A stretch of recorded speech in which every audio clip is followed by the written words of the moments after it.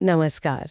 आज हम मुंशी प्रेमचंद के एक बहुत ही महत्वपूर्ण सामाजिक उपन्यास कर्मभूमि के सार पर गहरी बातचीत करने वाले हैं। जी।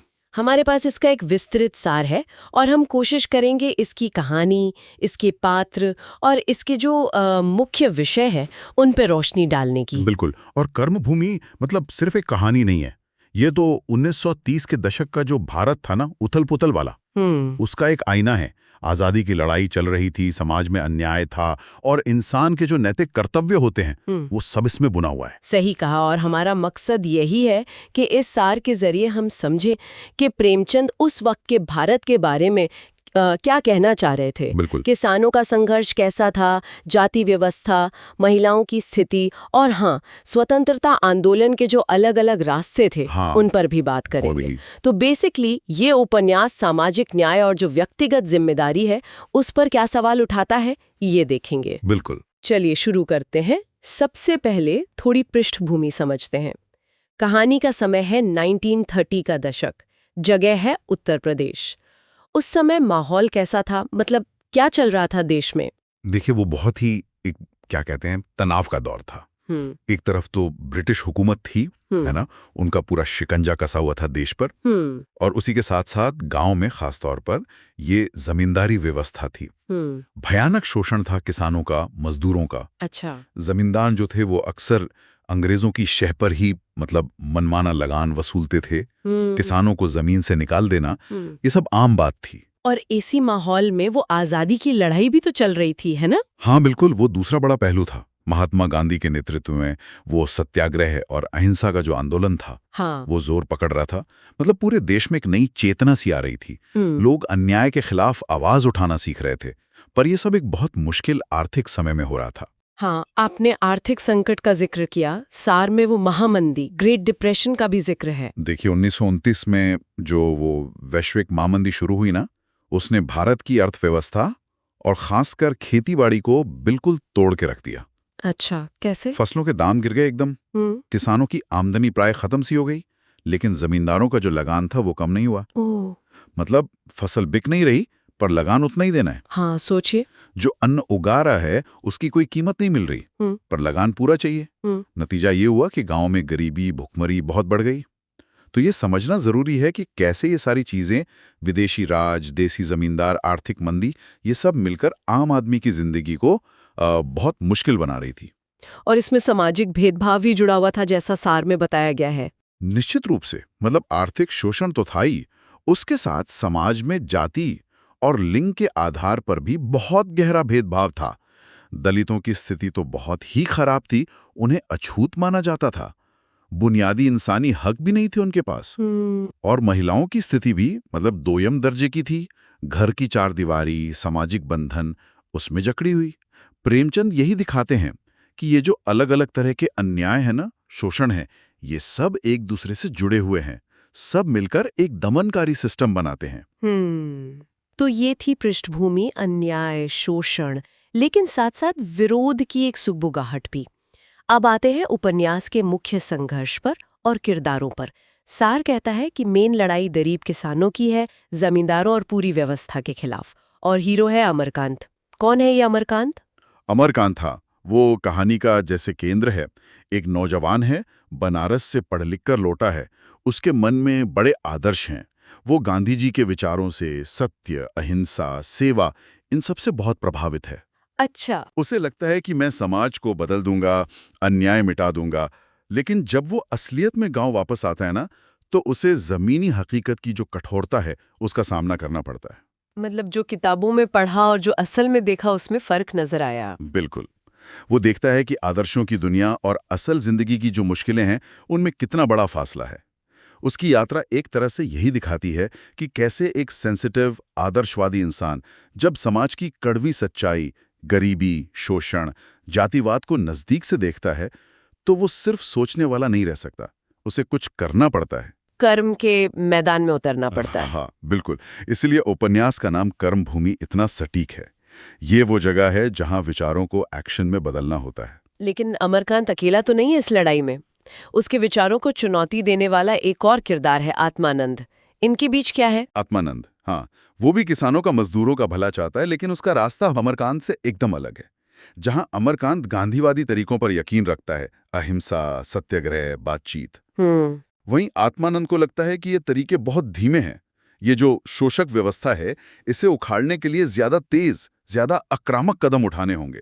वो जमींदारी को तुरंत खत्म करना चाहता है, चाहे उसके लिए थोड़ी हिंसा ही क्यों ना करनी पड़े।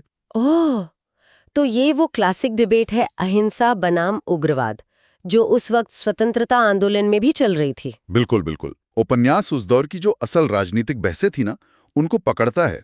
कांग्रेस के अंदर भी तो नरम दल गरम दल थे, रणनीतियों पर मतभेद थे। प्रेमचंद इन दो किरदारों के जरिए ये सवाल खड़ा करते हैं कि अन्याय से लड़ने का सही तरीका क्या है, सबसे असरदार तरीका क्या है। क्या धीरज और अहिंसा से बदलाव आएगा, या फिर सिस्टम को हिलाने के लिए एक झटका देना जरूरी है। ये तो ऐसा सवाल है जिसका जवाब शायद आज भी उतना आसान नहीं है। सही बात है। पर क्या उपन्यास किसी एक तरफ झुकता है या बस दोनों पहलू दिखाता है? प्रेमचंद किसी एक रास्ते को मतलब फाइनल ट्रूथ की तरह पेश नहीं करते। वो दोनों किरदारों के जो तर्क हैं और उनकी जो सीमाएं हैं वो भी दिखाते हैं। अमरकांत के आदर्शवाद में कभी कभी भोलापन लगता है, तो आत्मानंद के रास्ते में हिंसा और अराजकता का डर है। उपन्यास हमें सोचने पर मजबूर करता है कि सामाजिक बदलाव की राह कितनी पेचीदा है और अलग अलग सिचुएशन में शायद अलग अलग तरीके काम करते हों। और ये संघर्ष सिर्फ मर्दों तक ही सीमित नहीं है। सार में लिखा है कि प्रेमचंद ने बहुत मजबूत महिला किरदार भी बनाए हैं। यहाँ कहानी और दिलचस्प हो जाती है, जैसे सुखदा और नैना। सुखदा कौन है? सुखदा, हाँ, वो अमरकांत की पत्नी है, लेकिन वो सिर्फ एक पारंपरिक पत्नी की भूमिका में नहीं है। वो खुद एक समाज सुधारक है, एक्टिविस्ट है, पढ़ी लिखी है, उसके अपने स्वतंत्र विचार हैं। अच्छा। और वो सामाजिक कामों में, खासकर दलितों के अधिकारों के लिए उनके मंदिर में प्रवेश जैसे मुद्दों पर एक्टिवली हिस्सा लेती है। वो उस दौर की जो नई जागृति वाली भारतीय स्त्री थी ना, हाँ, उसका प्रतीक है, जो घर की देहरी लांघ कर समाज और देश के कामों में अपनी जगह बना रही थी। तो वो एक तरह से अमरकांत की साथी है उसके सामाजिक कामों में। हाँ, लेकिन वो सिर्फ उसकी परछाई नहीं है। उसके अपने विचार हैं, अपना तरीका है। कई बार तो वो अमरकांत से ज्यादा प्रैक्टिकल और मजबूत नजर आती है। प्रेमचंद ने सुखदा के जरिए ये दिखाया है कि महिलाएं सिर्फ प्रेरणा या त्याग की मूर्तें नहीं हैं, वो एक्टिव फाइटर्स भी हो सकती हैं। और नैना, अमरकांत की बहन, उसकी कहानी क्या बताती है? नैना का चरित्र त्याग और पीड़ा का प्रतीक है, लेकिन उसमें एक नैतिक बल भी है। वो भी आंदोलन से जुड़ती है, पर उसकी कहानी बहुत दुखद है। उसका पति है मनीराम, जो खुद बाहर समाज सुधार की बातें करता है, लेकिन घर में नैना के साथ हिंसा करता है। ओह, और आखिर में उसी की हिंसा की वजह से नैना की मौत हो जाती है। ये तो बहुत ही दुखद है। इसका क्या महत्व है उपन्यास में? नैना की कहानी उस कड़वी सच्चाई को सामने लाती है कि उस दौर में, और शायद आज भी कुछ हद तक, जो महिलाएं समाज बदलने निकलती थीं, उन्हें डबल लड़ाई लड़नी पड़ती थी। डबल लड़ाई मतलब एक तो बाहर समाज के अन्याय से लड़ना है, और दूसरा घर के अंदर जो पितृसत्ता है, जो मर्दों की सोच है, जो हिंसा है, उसका भी सामना करना है। मणिराम जैसे किरदार दिखाते हैं कि कैसे सुधार की बातें करने वाले लोग भी अपने घरों में उतने ही दमनकारी हो सकते हैं। नैना का बलिदान उन चुनौतियों को बहुत पावरफुल तरीके से दिखाता है जो महिला एक्टिविस्ट के सामने आती थी। सार में कुछ और किरदारों का भी जिक्र है। संक्षेप में सलीम, मिस्टर घोष, महंत और मुन्नी, ये क्या रोल निभाते हैं? हाँ, सलीम जैसे एक स्थानीय किसान नेता है। वो किसानों के दुख दर्द, उनके साहस का प्रतीक है। जमीनी स्तर पर संघर्ष को ऑर्गेनाइज करता है। ठीक है। मिस्टर घोष और महंत जैसे लोग वो भ्रष्ट, शोषक, जमींदार वर्ग के प्रतिनिधि हैं, जो अपनी पावर और फायदे के लिए कुछ भी कर सकते हैं। और मुन्नी एक दलित महिला है जिसके साथ यौन उत्पीड़न होता है। मुन्नी का जिक्र क्यों खास तौर पर महत्वपूर्ण है? मुन्नी का चरित्र और उस पर जो हमला होता है, वो उपन्यास में जाति और लिंग आधारित हिंसा की जो सबसे क्रूर सच्चाई है उसको दिखाता है। ये बताता है कि दलितों को और खासकर दलित महिलाओं को किस तरह के भयानक अत्याचार झेलने पड़ते थे। प्रेमचंद सिर्फ राजनीतिक या आर्थिक शोषण की बात नहीं कर रहे, वो समाज के सबसे दबे कुचले तबके के दर्द को भी पूरी शिद्दत से सामने लाते हैं। इन सब किरदारों से मिलकर उस समाज की एक पूरी तस्वीर बनती है। चलिए अब कहानी के मुख्य घटनाक्रम और इसके विषयों पर फोकस करते हैं। अमरकांत की यात्रा कैसे आगे बढ़ती है? वो आदर्शों से एक्शन में कैसे आता है? जैसा हमने कहा, अमरकांत शुरू में थोड़ा झिझकता है, सोचता है कैसे करूं, कहां से शुरू करूं। लेकिन जब वो लगातार अन्याय देखता है, किसानों से जबरदस्त लगान वसूली हो रही है, जमींदार अत्याचार कर रहे हैं, दलितों का अपमान हो रहा है, तो उसका खून खौलता है। वो पहले छोटे स्तर पर विरोध शुरू करता है, लोगों को समझाता है, गांधी जी के रास्ते पर चल के हल निकालने की कोशिश करता है, लेकिन सिस्टम इतनी आसानी से कहाँ बदलता है। और यहीं पर फिर वो लगानबंदी आंदोलन आता है। हाँ, जब किसानों की हालत बहुत ही ज्यादा बिगड़ जाती है, फसलें खराब हो जाती हैं, लगान देना नामुमकिन हो जाता है, तब आत्मानंद के नेतृत्व में लगानबंदी आंदोलन शुरू होता है।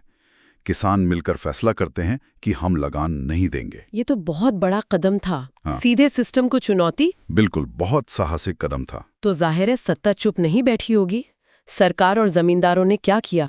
सलीम जैसे जो नेता थे, उन्हें जेल में डाल दिया जाता है। किसानों की जो सभाएं होती थीं, उन्हें जबरदस्ती भंग कर दिया जाता है।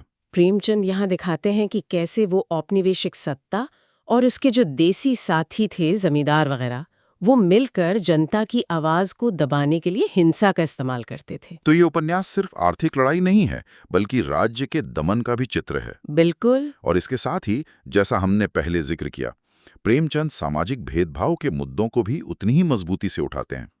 वो ये पॉइंट आउट करते हैं कि सच्ची आज़ादी का मतलब सिर्फ अंग्रेजों का चले जाना नहीं है, बल्कि समाज के अंदर जो गहरे जख्म हैं, जातिवाद, छुआछूत, महिलाओं का उत्पीड़न, इनको भरना भी उतना ही जरूरी है। अच्छा, तो मुन्नी का वो यौन उत्पीड़न वाला वाकया, हाँ। और सुखदा का दलितों के मंदिर प्रवेश के लिए संघर्ष, ये सब इसी बड़े फ्रेमवर्क में आते हैं। हाँ, मुन्नी पर जो हमला है वो दिखाता है कि जाति और लिंग कैसे मिलके सबसे कमजोर लोगों पर कहर बरपाते हैं। वो सिर्फ एक व्यक्ति पर हमला नहीं है, वो पूरे दलित समुदाय और महिलाओं का सम्मान पर हमला है। सही बात है। इसी तरह जब सुखदा दलितों को मंदिर में एंट्री दिलाने के लिए लड़ती है, तो वो सदियों पुरानी धार्मिक रूढ़िवादिता और सामाजिक बहिष्कार को सीधी चुनौती देती है। वो कहती है कि भाई, भगवान के घर में इंसानों में भेद कैसे हो सकता है। ये दिखाता है कि सामाजिक न्याय की लड़ाई और राजनीतिक स्वतंत्रता की लड़ाई, ये दोनों आपस में जुड़ी हुई हैं और दोनों ही महत्वपूर्ण हैं। इस सब के बीच अमरकांत के अपने मन में भी तो कश्मकश चलती रहती होगी। निश्चित रूप से। अमरकांत लगातार नैतिक दुविधाओं से जूझता है। एक तरफ उसका परिवार है, पत्नी सुखदा है, व्यक्तिगत जीवन की इच्छाएं हैं। दूसरी तरफ समाज के प्रति उसका कर्तव्य है, पीड़ितों के लिए लड़ने का उसका संकल्प है। वो हमेशा उस बैलेंस को ढूंढने की कोशिश करता है, आदर्शवाद और व्यावहारिकता के बीच। हाँ। क्या अहिंसा हमेशा काम करती है? क्या पर्सनल लाइफ को त्यागना जरूरी है समाज सेवा के लिए? क्या उसे आत्मानंद का वो उग्र रास्ता अपना लेना चाहिए? ये सवाल उसे लगातार परेशान करते हैं, और यही चीज उसके कैरेक्टर को बहुत मानवीय, बहुत रियल बनाती है। कहानी अपने क्लाइमैक्स पर कैसे पहुंचती है? सार में एक बड़ी सभा का जिक्र है। हाँ, कहानी का जो चरम उत्कर्ष है वो तब आता है जब सारे उत्पीड़ित लोग, किसान, मजदूर, दलित, सब मिलकर अपनी जमीन के हक के लिए और न्याय के लिए एक बहुत बड़ी सभा करते हैं। ये एक तरह से जनता के जागने का, उनकी सामूहिक शक्ति का प्रदर्शन होता है। वाह। लोग डर को पीछे छोड़कर अपनी आवाज उठाते हैं। लेकिन क्या ये शांति से हो पाता है? नहीं, जैसा कि अक्सर होता है, सत्ता इस जन उभार को बर्दाश्त नहीं कर पाती। सभा कर पुलिस हमला कर देती है, और उसी दौरान गोली लगने से एक जोशीले नौजवान वक्ता की मौत हो जाती है। ये घटना एक चिंगारी की तरह काम करती है। तो उसकी मौत आंदोलन को कमजोर करने के बजाय और भड़का देती है। बिल्कुल, उस युवक की मौत एक सिंबॉलिक शहादत बन जाती है। वो बलिदान लोगों के गुस्से और उनके संकल्प को और मजबूत कर देता है। ये दिखाता है कि दमन और बलिदान अक्सर संघर्ष की आग को बुझाते नहीं, बल्कि और तेज कर देते हैं। लोगों को लगता है कि अब पीछे हटने का कोई रास्ता ही नहीं बचा। तो उपन्यास का अंत कैसे होता है फिर? क्या आंदोलन सफल होता है? किसानों को न्याय मिल जाता है? अंत थोड़ा मिला-जुला सा है।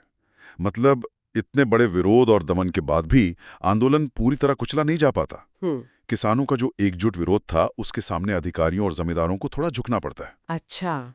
हाँ, उन्हें कुछ रियायतें देनी पड़ती हैं, शायद लगान में कुछ कमी या कुछ और राहतें। ये कोई पूरी जीत नहीं है, मतलब जमींदारी व्यवस्था खत्म नहीं हो जाती, लेकिन ये एक प्रतीकात्मक जीत जरूर मानी जा सकती है। तो एक तरह की मतलब सतर्क आशा के साथ कहानी खत्म होती है। हाँ, बिल्कुल। उपन्यास एक शोषण मुक्त भविष्य की एक धुंधली सी, एक कॉशियस होप के साथ खत्म होता है। ये दिखाता है कि संघर्ष लंबा है, मुश्किल है, लेकिन सामूहिक एक्शन और त्याग से बदलाव आ सकता है, चाहे वो छोटा ही क्यों ना हो। प्रेमचंद कोई आसान हल या तुरंत मिलने वाली जीत नहीं दिखाते, वो यथार्थवादी रहते हुए संघर्ष जारी रखने का संदेश देते हैं। और इस पूरे कॉन्टेक्स्ट में कर्म भूमि टाइटल का क्या अर्थ उभर कर आता है? उपन्यास का जो मूल संदेश है वो बहुत साफ है कि जमींदारी जैसी जो शोषक व्यवस्थाएं हैं वो अन्यायपूर्ण हैं और उन्हें खत्म होना ही चाहिए। और इसके लिए रास्ता क्या है? रास्ता है सामूहिक कार्यवाही, सच, अहिंसा और त्याग। कर्म भूमि का मतलब है ये दुनिया, ये जीवन, ये कर्म करने का क्षेत्र है। यहाँ चुपचाप अन्याय सहते रहा कोई ऑप्शन नहीं है। हर इंसान का ये नैतिक कर्तव्य है कि वो अन्याय के खिलाफ लड़े और समाज के बड़े हित के लिए, मतलब लार्जर गुड के लिए काम करे। अमरकांत, सुगदा, आत्मानंद, सलीम, ये सब अपनी अपनी तरह से इसी कर्म भूमि में अपना कर्म निभा रहे हैं। तो अगर हम इस पूरी बातचीत को समेटें तो मुख्य बातें क्या निकल कर आती हैं? एक तो वो खेतीहर समाज का शोषण और किसानों का संघर्ष। हाँ। दूसरा, स्वतंत्रता आंदोलन पर गांधीवादी विचारों का असर और साथ ही दूसरे क्रांतिकारी विचारों की मौजूदगी भी। बिल्कुल। तीसरा, जाति और लिंग आधारित जो उत्पीड़न है उसकी बहुत गहरी और मार्मिक तस्वीर। हाँ, बहुत जरूरी पॉइंट। और चौथा, कर्म का कॉन्सेप्ट, मतलब नैतिक जिम्मेदारी और सामाजिक कर्तव्यों का महत्व। हाँ, ये उपन्यास के बिल्कुल कोर एलिमेंट्स हैं और यही वजह है कि कर्मभूमि आज भी इतनी रेलेवेंट है। आप देखिए, सामाजिक न्याय की लड़ाई तो आज भी जारी है। सही बात है। उत्पीड़न के खिलाफ प्रतिरोध आज भी हो रहा है। समाज को बदलने में व्यक्तियों की क्या भूमिका हो, इस पर आज भी बहस होती है। अलग अलग दृष्टिकोणों, चाहे वो सुधारवादी हों या क्रांतिकारी, उनके बीच सही रास्ता कौन सा है, इसको लेकर संघर्ष आज भी है। तो ये सिर्फ एक गुजरे जमाने की कहानी बनकर नहीं रह जाती, बल्कि इसके जो सबक हैं वो आज भी हमारे लिए मायने रखते हैं। बिल्कुल। इस ऐतिहासिक संदर्भ को समझना हमें आज के जो सामाजिक राजनीतिक मुद्दे हैं उनको देखने का एक नया नजरिया देता है। जो लोग दुनिया को बेहतर समझना चाहते हैं, अलग अलग दृष्टिकोणों को जानना चाहते हैं, उनके लिए ये उपन्यास पढ़ना बहुत फायदेमंद हो सकता है। ये हमें सोचने पर मजबूर करता है कि न्याय क्या है, उसके लिए कैसे लड़ा जाए और इस लड़ाई में हमारी अपनी पर्सनल जिम्मेदारी क्या बनती है। संक्षेप में कहें तो कर्म भूमि सिर्फ एक उपन्यास नहीं है, बल्कि भारतीय समाज और उसकी अंतरात्मा का एक गहरा विश्लेषण है। ये मानवीय संघर्ष, जागरूकता, नैतिक कर्तव्य और एक बेहतर भविष्य की जो कभी न खत्म होने वाली तलाश है, उसकी कहानी है। और जाते जाते एक सवाल श्रोताओं के मन में छोड़ना चाहूंगा। उपन्यास, जैसे हमने कहा, संघर्ष और बलिदान के बाद एक पूरी जीत नहीं दिखाता, बल्कि एक सतर्क उम्मीद के साथ खत्म होता है। अमरकांत का वो अहिंसक रास्ता और आत्मानंद का वो उग्रवादी रास्ता, इन दोनों के बीच जो एक तनाव और एक संतुलन उपन्यास में दिखाया गया है, वो सामाजिक बदलाव लाने के तरीकों के बारे में क्या कहता है? क्या प्रेमचंद ये इशारा कर रहे हैं कि दोनों की अपनी अपनी जगह है, या परिस्थितियों के हिसाब से एक रास्ता दूसरे से बेहतर हो सकता है? ये सवाल उस दौर के लिए भी बहुत अहम था और शायद आज के बदलते हुए सामाजिक राजनीतिक माहौल में भी इस पर सोचना जरूरी है।